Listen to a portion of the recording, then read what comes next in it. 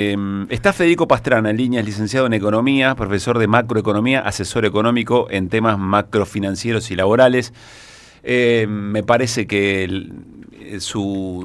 lo que aporta al debate público habla mucho por él, además de todo lo que lo define en términos de formación. Federico, soy Pablo Caruso y estamos con todo el equipo de Que Vuelvan las Ideas en la 530. ¿Cómo te va?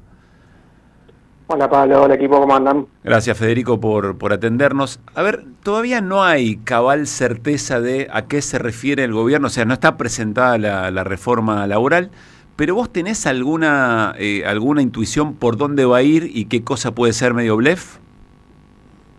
Mira, yo la verdad que a mí me parece que la discusión de la reforma hay que encararla en un contexto, si no, no se entiende muy bien, o por lo menos hay más debate de lo que parece. Básicamente lo que nosotros estamos viendo en la consultora es que el gobierno se enfrenta hoy a una crisis de ingresos más grande de lo que parece, y de hecho pareciera oscurecido por el resultado electoral. La verdad que el programa económico durante todo el 2025 entró en una fase de estancamiento, los ingresos dejaron de crecer, hubo una recuperación de ingresos desigual, pero una recuperación de ingresos en el 2024, ¿sí? En el segundo semestre de 2024, y la verdad que todo lo que pasó ahí en términos de recuperación de los salarios reales del sector privado, algo de las jubilaciones, hace 9 meses que está planchado, y eso da un contexto de la reforma que es bastante más complicado de lo que pasaba cuando el gobierno tenía los números a favor y un apoyo popular mucho más importante de lo que tiene ahora, ¿no? El gobierno está convencido, Federico, por lo que ha dicho públicamente, pero también lo dicen en off, está convencido que esta reforma, junto con las reformas tributarias, porque el gobierno reconoce efectivamente ese problema, la demanda de la micro, la demanda del día a día, y el gobierno está convencido que estas reformas van a encauzar o van a generar una recuperación económica. A ver, yo la verdad que no sé si está muy convencido. Lo que sí tengo claro es que el gobierno viene llevando adelante un programa económico que no está teniendo los resultados que sí tuvo en el pasado. Sí, hubo una etapa en donde mejoró la cosa. Hoy no está pasando y hace rato que el gobierno se enfrente a problemas grandes. Sí, básicamente, cuando la inflación dejó de bajar, dejó de recuperarse la economía. Y esto lo marco porque no todas las etapas del gobierno fueron la misma y por lo tanto nosotros creemos que eso tiene mucho que ver con cómo reaccionó la población y cómo reacciona la población frente a las reformas. Es decir, no es lo mismo plantear un esquema de reforma laboral en donde vos claramente vas a tocar intereses de una parte de la población, ¿sí? O de actores económicos y sociales cuando la economía está bien que cuando está mal. ¿Sí? Entonces el gobierno se monta sobre los problemas más estructurales del mercado de trabajo y dice yo los voy a mejorar con las reformas. Bueno, la verdad es que cuando vos ves los argumentos más importantes, hay unos quilombos de novela. No cierra. ¿Por qué no cierra? Bueno, lo primero que hay que decir es que los salarios reales durante todos estos meses no crecieron, sino que más bien fueron disminuyendo y la negociación colectiva, es decir, las paritarias, están debajo de la inflación. Es decir, que el salario real que negocian los convenios, esos sindicatos que hoy dice el gobierno son mis enemigos, están haciendo la política que quiere hacer el gobierno. O sea, están en el marco de la política, con lo cual no son sindicatos que tienen un nivel de conflictividad como dice el gobierno, y de eso, la verdad que no vemos unas consecuencias muy buenas. Es decir, el salario de convenio hoy está cayendo y el empleo en negro está subiendo, o sea, no se está recuperando, con lo cual, si hay algo que aparece en la reforma es flexibilicemos los convenios, necesitamos salarios dinámicos, creemos que las empresas hagan lo que quieran, y la verdad es que hoy las empresas pueden dar aumentos por encima del convenio sin ningún problema, los salarios del convenio están cayendo, y la situación económica no levanta, más bien al contrario. Algo que efectivamente el gobierno reconoce, el gobierno relativiza lo de la bolsa de horas, ¿cómo era? No me acuerdo, el banco de horas, relativiza lo de la jornada laboral, lo que sí le apunta convencido, digamos, es que la negociación pueda ser por empresa y no por rama, por ejemplo, ¿no? Eso digo, lo que pasa es que las negociaciones, el argumento más importante, Pablo, es los sindicatos me ponen un tope a lo que yo necesito negociaciones más flexibles y la negociación sectorial es demasiado dura. Ahora, lo que viene pasando en los últimos meses es que al revés, no es dura, sino que es lo que quiere el gobierno. ¿El gobierno qué quiere? Hoy el gobierno quiere una pauta salarial debajo de la inflación porque no quiere que la inflación reviva. Ahora, El ancla hoy sos vos, decíamos. es el ancla salarial. Sí. ¿Sí? El gobierno tiene un ancla salarial y un ancla fiscal. Son las dos anclas más importantes que les queda al gobierno. ¿Sí? El ancla cambiaria está complicada, ¿sí? Cada vez más complicada, negociación del fondo, crisis cambiaria mediante. Hoy tiene dos anclas que son pesadas para la actividad económica y los ingresos, que es el ancla fiscal, que afecta a salarios públicos, que afecta a jubilaciones, afecta a planes sociales, y el ancla salarial que le pega a los asalariados registrados. Che, pero eso está cayendo, están cayendo los ingresos de los no registrados, de los jubilados, de los ingresos generalizados, y la reforma laboral dice voy a mejorar eso. ¿Por qué? Porque voy a flexibilizar. ¿Y cuál es el canal de mejora de una flexibilización? No, que los salarios se adecúen más a la productividad de las empresas. Ok, es decir, tienen que caer, no subir, porque un empresario hoy puede subir los salarios a donde quiera. Es decir, los convenios no ponen ningún tope al aumento, lo que ponen un tope es a que bajen. Y entonces, ¿cómo es? Y ahí es donde se empasta un poco el argumento del gobierno en términos de esa flexibilización.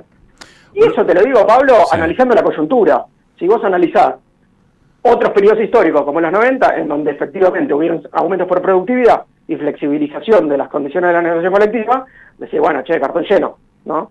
Los 90 fueron una etapa en donde el salario convenio perdió peso y los salarios reales perdieron dinamismo fuerte, sobre todo en la segunda parte de los 90, y fue la antesala de una crisis social muy grande, ¿no? Que fue el 2001. Y vos, Federico, acá estás viendo, estamos charlando con Federico Pastrana, vos estás viendo una confrontación de modelos, porque por cómo lo contás es una confrontación con el sentido común, digamos, ¿no? Con ciertas cuestiones que se van desencadenando lógicamente, pero alguien podría decir, no, es una confrontación de modelos, porque del otro lado decís, bueno, mejora de salarios, un poco de actividad económica que va mejorando incluso la recaudación y se arma el círculo virtuoso. Y del otro lado tenés, no, hay que flexibilizar lo más posible porque de esa manera las empresas van a contratar más, etcétera, etcétera. ¿Vos lo planteás en confrontación de modelos o que choca contra la pared de cierto sentido común? No, a ver, espera, vamos a diferenciémoslo, o sea, me gusta, porque son las dos cosas. O sea, claramente tenés una confrontación de modelos, eso no hay ninguna duda. De hecho, para mí hay algo que es, che, ojo que lo que te plantea el gobierno es algo que no funciona en Argentina, y básicamente no funciona en Argentina porque en Argentina los salarios son muy importantes para lo que le pasa a la economía en términos de nivel de actividad. Uh-huh. Entonces, si vos bajás los salarios, en este país baja la actividad económica. En Costa Rica, en Panamá, en Honduras, no necesariamente es así, porque son países en donde el mercado interno es mucho más chiquito. Entonces vos por ahí lográs bajar los salarios y tenés un impulso de las exportaciones y reacciona distinto la economía. En este país somos 50 millones de personas y el mercado interno es un país mediano, de ingresos medios, y eso le pega, ¿sí? Con lo cual, por ahí los mecanismos, por ahí no, la más probable es que los mecanismos que plantea en términos teóricos toda la reforma laboral no es para este país, sino es para otros tipos de países o para otros tipos de soluciones en donde son más exportadores o hay más pleno empleo, hay menos informalidad. Entonces, países con elevada informalidad, no, los mecanismos que plantean no funcionan, en general no funcionan. Punto uno. Punto dos. Sí, ojo, porque la reforma laboral, el discurso del gobierno, contacta con una parte muy importante de la sociedad, que es que hay problemas en el mercado de trabajo y los problemas son graves. Y yo creo que eso efectivamente es así. Es decir, el empleo en negro, los bajos salarios, son problemas graves del mercado de trabajo de Argentina que no lo pudo solucionar ningún gobierno en las últimas décadas, ¿sí? Sobre todo desde 2011, ¿no? Uh-huh. Se identifica a partir de ahí el deterioro más grande. 2015, si querés, 2017, a partir de 2017 una caída grande de salarios. Pero el empleo en negro es un problema que vienen arrastrando muchos gobiernos. Entonces el gobierno, independientemente de que los argumentos funcionen o no, contacta con una parte importante del sentido común que está, vamos a decirlo mal y pronto, podrido de los problemas que hay a nivel del mercado de trabajo. Entonces, en el marco de que vos tenés del otro lado cierto tabú o cierta estrategia defensiva de parte de la oposición, en donde dice, viene la reforma laboral a tocar derechos, ese discurso de avanzada, un discurso ofensivo, tiene mucho camino por recorrer. Yo creo que el debate de esto, de la reforma laboral, se parece mucho al programa de estabilización. Es decir, el gobierno, independientemente de la agenda que tiene, en términos de uno estar de acuerdo o no, tiene un largo camino de recorrer porque del otro lado hay una estrategia defensiva. Es decir, no se puede hacer nada con el programa de estabilización. Los programas de estabilización son dolorosos. Se decía en 2022, 2023, el gobierno no hizo nada, terminó con una inflación muy alta. Hoy tenés a la ultraderecha gobernando y diciendo, yo tengo esta propuesta de reforma laboral, y enfrente aparece una estrategia muy defensiva, y eso es un problema grande en términos políticos, porque hay, yo creo, un espacio para recorrer independientemente de que si funcionan o no los mecanismos que plantean. Nos llevaría a otra nota mucho más amplia, pero lo que estás, o de mucho más tiempo, que creo que es valiosa, porque siempre la estamos postergando, ¿no? Pero lo que estás planteando es, efectivamente hay cosas para reformar, llamémosle como quiera, ¿no? El gobierno, me contaron que no quiere hablar más de reforma laboral, quiere hablar de modernización laboral. Pero vos lo que estás diciendo es, hay un montón de cosas para repensar que no necesariamente sea regresivo en términos de derechos laborales, en términos de salario, etcétera, o disminuir la capacidad que el Estado tiene para nivelar al que más fuerza tiene en esa negociación, pero no hay espacio donde eso se esté dando. Digamos. Perdón, quiero completar. No solo no hay espacio donde eso se esté dando, sino que este no es el momento. Con un gobierno que ataca de la manera que ataca a los trabajadores, no es el momento de dar esa discusión. Lo que está diciendo Federico es muy importante, porque dice, ¿cómo vas a hacer? Si efectivamente hay un sector de la sociedad con la que contacta la idea de una reforma, ¿cómo haces para que contacte de otra manera más virtuosa? Bueno, él mismo lo escuché el otro día decirlo, que hay que empezar a convencer a la sociedad de que una reforma laboral no es la que soluciona los problemas económicos de la sociedad, que los problemas económicos de la sociedad se solucionan en un contexto, en una situación, en un crecimiento. O sea, no hay reforma laboral que mejore el país. Estamos hablando de lo que dijo Federico Pastrana. Claro, por eso digo, lo dijo él mismo el otro día. Muchas gracias. Lo estoy citando a él. No, pero te estoy haciendo un chiste malo. Si me da vergüenza o me siento halagado. Claro, no, eso es no, sentiste halagado. Halagado. A ver, ¿qué piensa Federico Pastrana de lo que vos mismo dijiste? No, a ver, me parece que ese punto también es muy importante. Digo, las reformas laborales ni por izquierda ni por derecha generan empleo, no generan empleo. Lo que genera empleo es que las empresas quieren contratar trabajadores. Y las empresas contratan trabajadores porque ganan guita. Y para ganar guita tienen que crecer y vender más. Y nadie contrata a un trabajador para echarlo. No tiene sentido. Vos flexibilizás las condiciones de salida y decís, bueno, bajo las indemnizaciones y las empresas van a contratar más trabajadores. ¿De dónde salió eso? Digamos, es una idea que no tiene mucho sentido. Si yo tengo una empresa de 100 trabajadores, me bajan las indemnizaciones, echo gente. No contrato a nadie. Echo y espero. Es que nadie contrata gente para echarla. Vos contratás gente cuando te está haciendo bien. A ver, bueno, por eso. Entonces, hay un problema macroeconómico, hay un problema de crecimiento. Este modelo económico tiene grandes problemas para generar empleo registrado. Es un problema de la economía, no es un problema de la normativa laboral. Un abogado laboralista no te va a solucionar el problema de la creación de empleo. ¿De dónde salió eso? No tiene mucho sentido. Más bien, en una entrevista más larga, te puedo justificar de dónde salió, te puedo mostrar los papers y los argumentos que dice Milei, que no son argumentos que salieron de la nada. Son argumentos escritos durante muchos años, en donde se pone el énfasis del empleo de calidad, es decir, de un empleo cubierto por la seguridad social, en la normativa laboral. ¿Sí? Ese argumento es un argumento que está enquistado hace décadas, ¿sí? Fines de los 80, en donde aparece, mirá, hay costos laborales, entonces nadie quiere registrar. Y es algo muy metido en el sentido común, ¿sí? Muy metido en el sentido común. Claro, ¿cómo se desarma eso? Bueno, lleva mucho tiempo, lleva laburo, lo que está clarísimo es las empresas no contratan no contratan si no van a vender más, con lo cual mucho depende del crecimiento económico, y segundo, las reformas laborales que bajan costos laborales son carísimas, son muy caras, esto también lo quiero decir, son muy caras, afectan la recaudación del ANSES, afectan la recaudación de tu sistema de previsión social, por lo tanto, cualquier reforma laboral que quiera bajar contribuciones patronales, viene de la mano de una reforma del sistema de pensiones. Claro. Siempre. ¿Por qué? Porque vos desfinanciás al ANSES. Para desfinanciar al ANSES, ¿qué haces? Y tenés que bajar el gasto del ANSES.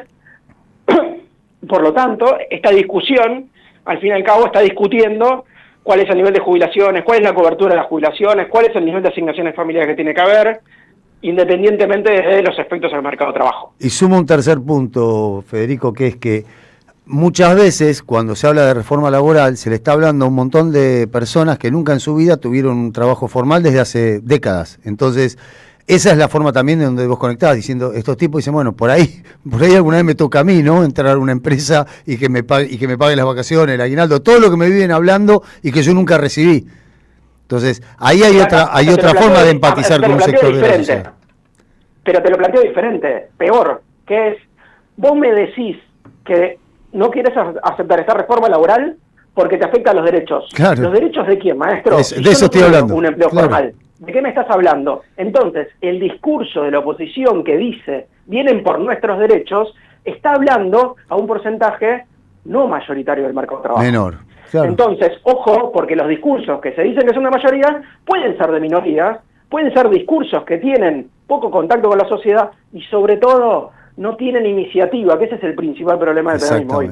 No tienen iniciativa. Cuando el gobierno dice, yo voy a bajar la inflación, y baja la inflación y suben los salarios reales, ¿qué es lo que pasa en casi todos los programas de estabilización? El peronismo que dijo, hay costos reales muy altos, mirá los jubilados. Claro, mirá los jubilados, pero después tenés 6 millones de personas que mes a mes estaban consumiendo más, y ni hablar que se iban al exterior a viajar. Entonces vos tenés problemas grandes en términos de iniciativa política, de propuestas. Yo creo que en la reforma laboral, hoy, semana a semana, vamos a ir notando eso. Si hay un gobierno que va a avanzar con una agenda muy fuerte, hay que ver la capacidad de respuesta que hay. Lo último, Federico, estamos charlando con Federico Pastrana, interesantísima conversación. Me va a dar gusto volver a escucharla para incorporar mejor algunos conceptos. El gobierno habla eventualmente de sectores, de beneficiar a algunos sectores dinámicos de la economía y que eso puede echar a andar la rueda, más allá que hay otros sectores que efectivamente están castigados. ¿Sobre eso qué pensás? A ver, me parece que cuando es uno de los principales argumentos que se esboza en general en las reformas laborales, que es, mirá, yo hago esto porque este esquema normativo no te permite crecer, ¿sí? Y la verdad que de vuelta, yendo a los basamentos de la Argentina, mirá, con esta misma legislación laboral el empleo registrado tuvo etapas en donde creció borrando el empleo negro y etapas de estancamiento, con lo cual no es la normativa laboral la que definió la capacidad de crecimiento del empleo registrado, sino la capacidad de que la economía no tenga crisis una vez cada 2 años, ¿sí? Un año creces, otro bajas, un año creces, otro año bajas. O sea, es el sostenimiento del crecimiento que lleva a aumento de productividad, etcétera, etcétera. Ahora, eso, si vos haces una normativa laboral más flexible, básicamente vos estás fomentando ¿qué? La rotación laboral. Es decir, que se contrate y se eche trabajadores, ¿sí? Y al mismo tiempo desfinanciás la previsión social. Con lo cual, el argumento más importante que es, che, mirá, yo necesito echar porque necesito contratar, lo que tiene atrás es un mercado laboral mucho más flexible, en donde los trabajadores tengan menos previsión, es decir, más incertidumbre, y al mismo tiempo un esquema de pensiones mucho más chiquito, con mucho menos derechos y menos ingresos para los que están cubiertos. Básicamente, asignaciones familiares, pensiones no contributivas y jubilaciones. Eso te arma un esquema para la Argentina totalmente distinto. Por eso yo alerto que cuando uno discute la reforma laboral hay que ver qué cosas van a aparecer, pero básicamente vos estás discutiendo cómo funciona el mercado de trabajo y al mismo tiempo cómo es el sistema previsional que necesitas para este país. Federico, recién caracterizabas lo de la incertidumbre. Recuerdo perfectamente a Esteban Bullrich decir hay que acostumbrarse a la incertidumbre, y las magras jubilaciones. El futuro medio que ya llegó, porque es un poco la realidad eventualmente. Te mandamos un abrazo grande y gracias por este rato, che, muy claro. Muchas gracias por llamar. Federico Pastrana, charlando con nosotros, especialista en temas laborales, licenciado en Economía. Bueno, deja cosas interesantes para plantear. Algo que omitimos cuando escuchamos a Jorge Sola, uno de los triunviros de la CGT, que Sola le dice al gobierno, si cree que tiene un adversario político, no se equivoque. Y es cierto, el gobierno caracteriza a los sindicatos como enemigos. No, de hecho los quiere, parte de la reforma laboral es eliminar los sindicatos directamente, claro. Probablemente no debe haber tenido tiempo para escuchar esa parte. 5:46. Deja tu mensaje en nuestra línea de oyentes de WhatsApp 11